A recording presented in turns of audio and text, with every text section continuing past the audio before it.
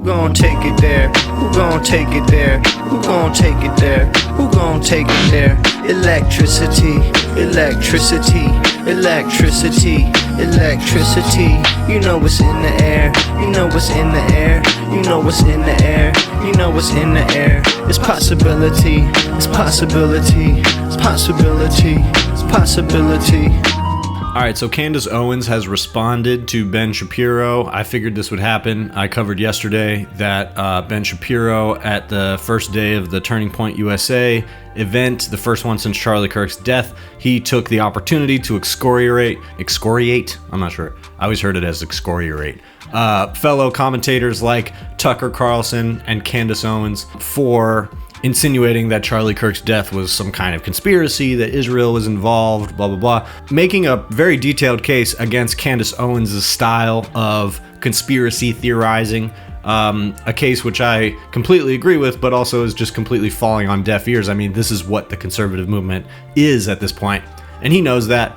Candace Owens, in response to Ben Shapiro, went pretty dark. She went pretty much straight for a very anti-Semitic angle, and does this it's an interesting example of the way she weaves these webs of hers, because she weaves in narratives about slavery and tries to make it a sort of call to arms, not literally to the black community, but like a wake-up call. And it's very fascinating how she does all of this, because she's obviously tying in her personal petty grievances against Ben Shapiro and him firing her into this broader narrative about slavery and stuff. So listen to all that real quick, and then we'll get into it. This needs to be confronted head on, and it's not going anywhere. The right wing is going to be grappling with this for a long time, and it's very likely that the Tucker Carlson, Candace Owens, Nick Fuentes wing of the movement is going to be what wins out. And while they are right about some things, it is not a good thing for them to win out at the end of all this. So here's what Candace Owens was saying on her show. Well, Ben, when it comes to you and having worked with you, I just know the tactics that you use to feign popularity in the public. I just know the amount of money that you are willing to spend on advertising to inflate your numbers to make people think that you're popular. Your ability to believe that you can keep manipulating the markets. You know those kids booed you on that stage. The amount of messages I got from Turning Point USA people saying, what is happening? Why is he on this stage? Standing against everything that Charlie believed in. So that's what you're doing. You're standing against everything that Charlie believed in, because you weren't his friend. He didn't like you for that very reason, because what you really believe in is Baal Berith. That's what your people believe in. You believe that you are contract lords and that people are not allowed to violate contracts or you will ruin them for years. You fire someone and you effectively stalk and harass them for years after. I'm here to let you know that I'm done with it. Sort of dramatically having me exit after doing my show, not knowing that I was going to be fired. And then they had put together a stage in my studio and put up clips put together basically a whole package, like almost like a high school play, and conducted what I honestly, when I look back, because it recently leaked what happened at this quote unquote town hall, this is a slave hanging. This is a slave hanging, right? Gather around, everybody else is a slave, and let me tell you how this one messed up. If he's following the rules of the Talmud, I mean, when I say hate, they think that we're animals, that they have a right to own us, that they have a right to make us worship them, that they have a right to lie to us, that they have a right to sue us and take everything that we have, that they have a right to deceive us. And to people that are at home, I implore you to wake up to these people who believe that they are contract lords. I challenge Black Americans to wake up to your true history, because your quarrel is not with white men, okay? Wake up to who publishes these books and keeps us warring with one another. Christians versus Christians, right? Christians versus Muslims. Wake up and learn the true history of slavery, because that wasn't exactly a white men sport, okay? Jewish people were the ones that were trading us. Jewish people were in control of the slave trade. They've buried a lot of it, but it's there. So some fascinating things here. The first thing I want to address is this slavery angle. And she's using this term slave in a very Kanye-esque way of using it, she's saying things like, I left the plantation and I'm off the plantation. But also talking about actual slavery and trying to tie slavery in general to the Jews, which I'll get back to that later. So she talks about Ben Shapiro firing her as this slave thing. It's a slave whipping and hanging, she said, when she was kind of fired in front of the company by her bosses. She also makes a point to say, when she first gets into this stuff about getting fired, that she thinks an employer has the right to fire their employees, that she believes in that. It's funny that she felt the need to caveat that, because most audiences, I wouldn't have to say that in front of my audience, but she has a right-wing audience. And so she knows that a lot of the people in her audience feel that way, that, well, if he wanted to fire you, he had the right to. That is a conservative ideology. Candace is saying she didn't like it when it happened to her. She's okay with it in general. She's okay with it when you do it to your employees, and she doesn't really care if somebody were to have the same type of grievance as her. But when it happened to her, it was embarrassing, it was humiliating, it felt bad. And that's true. It is embarrassing and humiliating when you lose your job. It's part of the power imbalance there. The fact that an employer has the ability to decide on a whim, essentially, that you are going to be let go for a certain reason and your whole entire life is going to change because they don't feel like employing you anymore. That's part of the reality that we live in, that Candace Owens has argued for. And that's why she says, look, I think employers should be able to fire who they want. But then she ties that into this contract lord thing and this very obscure idea of what it means to be Jewish. And she goes right for this. She doesn't quibble about it at all. Obviously, she hates Ben Shapiro, so she has no issue, being mean to him. But she goes straight for this angle of saying that what you worship is Baal Berith. And this is essentially mythical demonology. So that kind of transcends different religions. So it's in multiple different religions, usually as sort of a demonic entity. And she's saying that your people worship Baal Berith, essentially a demon. And there are old stories from the Jewish tradition of different sects that worshipped Baal Berith and kept a picture of him in their pocket or something like that. I mean, these are stories that have been passed down over generation. And in most interpretations, from what I understand, this is viewed as a story of idolatric worship that's not good. But like I said, this appears in many iterations in many different ancient religious stories. So Candace Owens is not invoking the name of this being and saying that its history has had an impact on the belief system of Jewish people and blah blah blah. She's saying, you as a Jew, what you worship is Baal Berith, and that makes you feel that you have the right to extort people out of property and manipulate contracts and manipulate economics in order to exploit anybody who's not in the in-group of Jewish people. So this is the center of anti-Semitism. This is the crux of it. This is how it works. Going back to Hitler and before that, that's the claim, that there is a spiritual motivation in Jewish people to dominate, manipulate, and trick the rest of the world to secure their own hegemony or whatever. And she's tying that in with what happened with her at the Daily Wire. Her being fired was essentially them using her as a slave because they view others as animals, not as humans.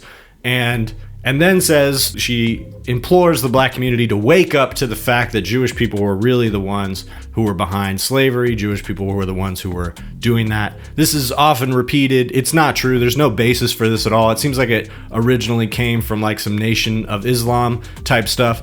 But the most detailed analyses of this show that there were some Jewish people who owned and traded slaves, but by far they were in the minority. They certainly were not controlling the operation.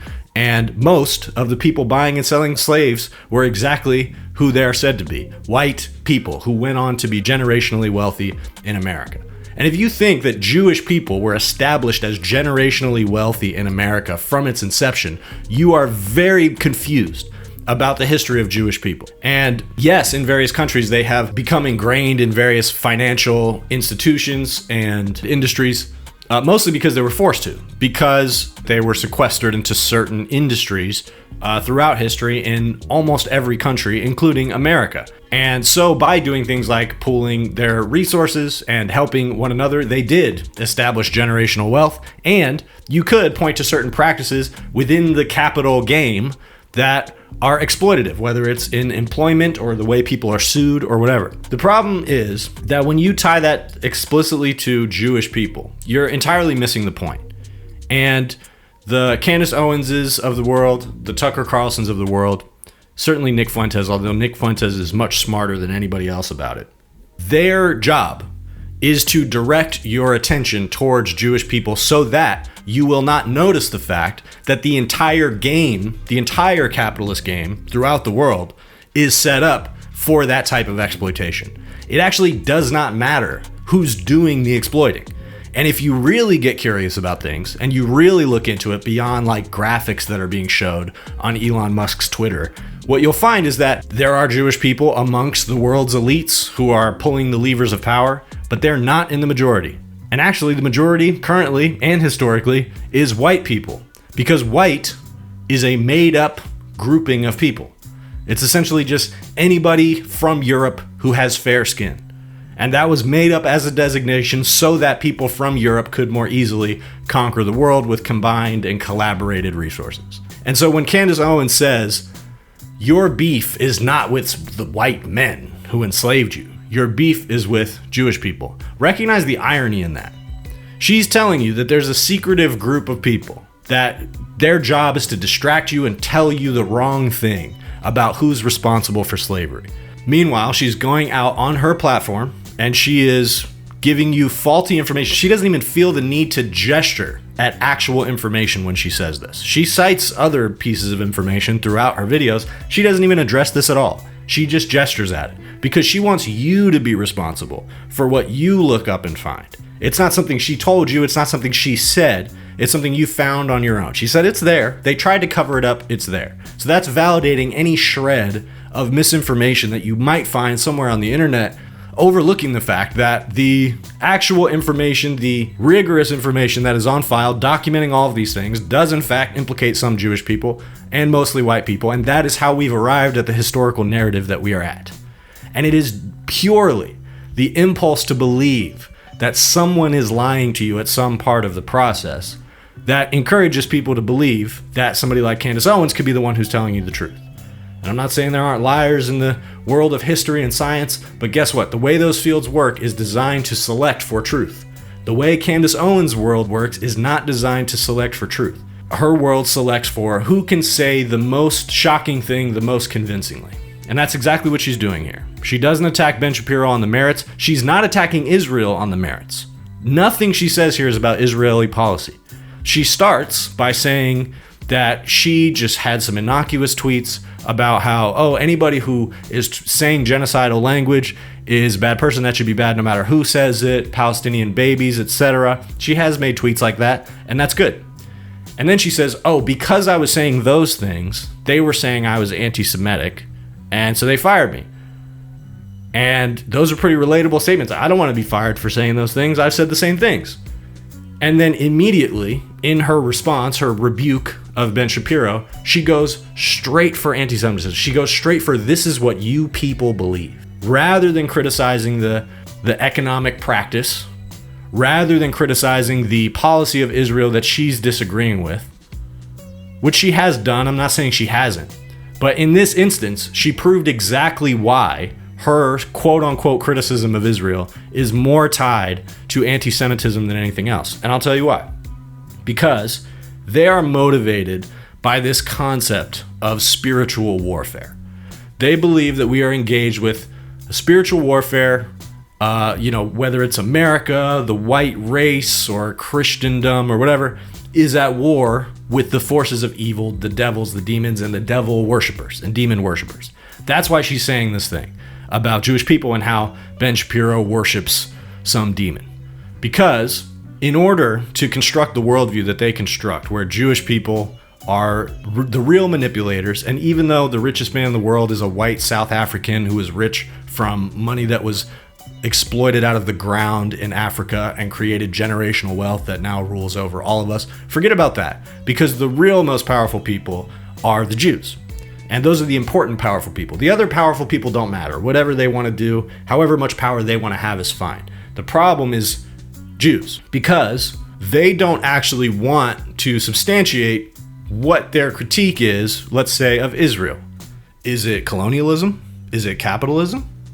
Is it shameless development and bulldozing somebody else's country so that you can turn it into a resort or something like that? Which part of it do you have an issue with? It's easy to say genocide. Genocide is bad. That's why they keep hitting that button, because it's an easy win for them. They want to criticize Israel. They don't care what Israel doesn't want them to say, so they can keep hitting the genocide button over and over again, and they get something out of that. But they don't want to actually criticize the colonial project. They don't want you to think about the fact that there's a problem with the concept of a colonial project in the first place.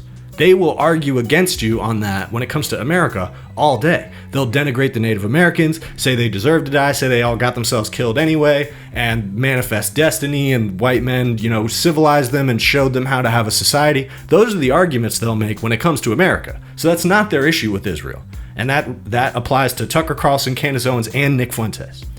And it's not capitalism that they have an issue with, because they never critique capitalism. They don't have any issue with capitalism. If anything, they might critique the ultra powerful people sometimes, only when they're doing and saying things that they specifically don't like. But they don't have any problem with the structure.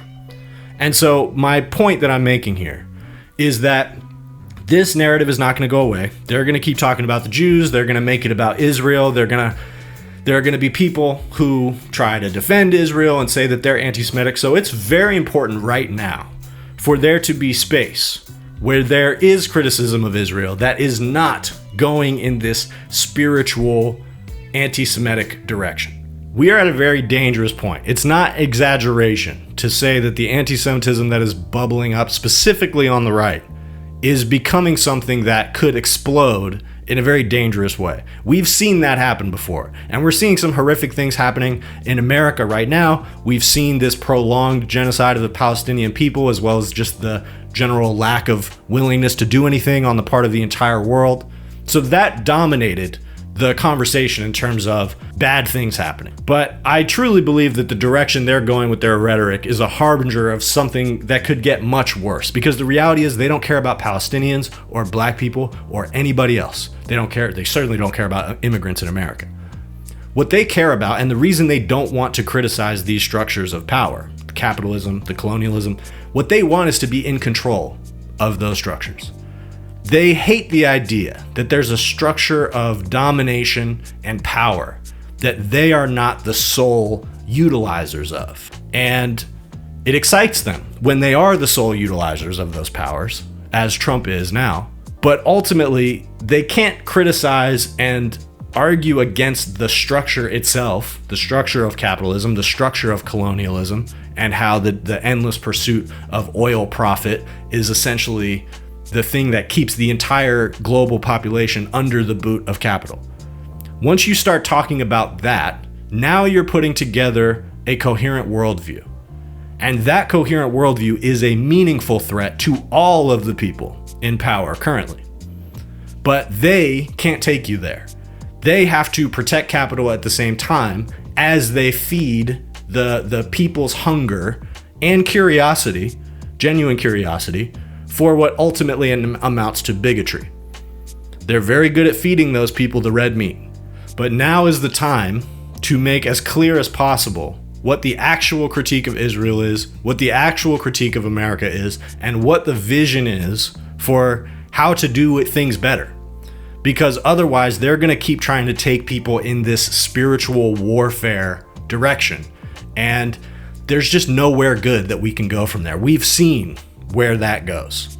And we have to take the conversation in a more secular direction than that, no matter what it takes. Because I know things have been bad over the past few years, but the way these people are talking and the way the power structure of America is currently set up, we are heading to a way darker place unless we find much better ways to push back on what Candace is saying here. Me too close to, too much to do. The mission is too crucial. Shout it out from the rooftops until I lose vocals. Who gon' take it there? Who gon' take it there? Who gon' take it there? Who gon' take it there? Electricity, electricity, electricity, electricity.